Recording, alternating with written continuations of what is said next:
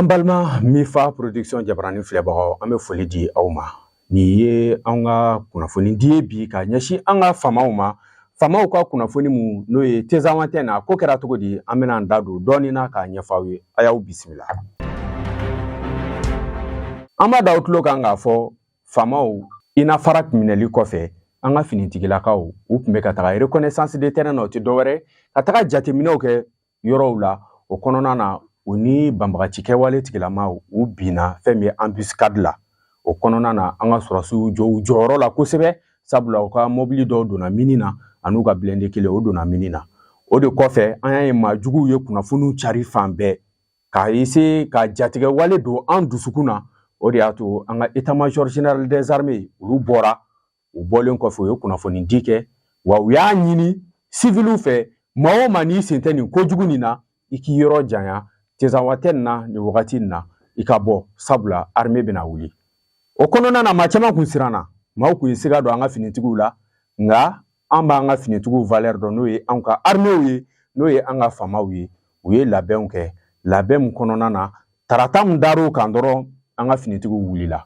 u wulila k'u kunda tuguni Tezan antenne kan o jaabi kɛra mun ye diɲɛmaa y'a ye diɲɛ bɛɛ bɔra a kalama sabula n'i y'a jateminɛ ni janfa nin kun kɔnɔ ka dun kosɛbɛ janfa nin kun tɛ Tezan antenne ye janfa nin kun labɛnnen don k'a ɲɛsin an ka jamana fan wɛrɛw ma fan minnu n'u nafa ka bon kosɛbɛ nka an y'a ye an ka finitigiw sera ka jɔ u jɔyɔrɔ la fɛn min an ka sanfɛ pankuru olu donna kɛlɛ la u donni kɛlɛ la an tɛna na dafaw ye nka an b'a da u tulo kan k'a fɔ an ka finitigiw u ye maajugu caman bɔnɛ a nin na maa caman don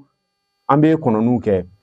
état-major n'u u ye chiffres fɔ wagati min na an bɛ sɔrɔ k'an da don o la nka an bɛ se ka kunnafoni min di aw ma Mali ka nin sanfɛ kɛlɛ nin kɔnɔna na an balimaw ni o ye Burukinabew ye Burkina Faso ale ka droniw fɛnɛ nana appui la ka na don kɛlɛ la n'o ye AES sɔrɔsiw ye ka sababuya kɛ janfa bonyali ye kosɛbɛ i n'a fɔ kun y'a da o tulo kan k'a fɔ nin ye terrorisme international de ye sabula pays étranger dɔw bɔra ka revendication kɛ jamana caman ka dɛmɛ yira o de hukumu kɔnɔna na ni wagati na an b'a da o tulo kan k'a fɔ Tezan antenne bɛ yɔrɔ min na ko bi Mali armée contrôle bɛ ale de bolo a sigilen don jateminɛw la wa fɛn min ye terroriste ka position fɛn o fɛn bɛ Tezan antenne kɔnɔna na Mali armée a sera ka dankari a bɛɛ la u ka position fɛn fɛn bɛ yen a bɛɛ détruira jusqu'à ce que an sigilen don nin wagati in na ni maa min yɛrɛ arandi o bɛ minɛ mais ni mun min yɛrɛ arandi ni kɛlɛ de ka di mun ye o kan ka neutraliser cogo min na armée b'o neutraliser ten an ka renforts bɛ ka na ka bɔ fan bɛɛ fɛ en même temps l'armée nin wagati in na o bien équipé don an dalen don a la don n'a nataw kɔnɔ kunnafoni jɛlen kunnafoni officiel ye mun ye an bɛ ka kɔnɔni kɛ an ka sɔrɔsi ɲɛmɔgɔw fan fɛ ka se k'o da bɛɛ tulo kan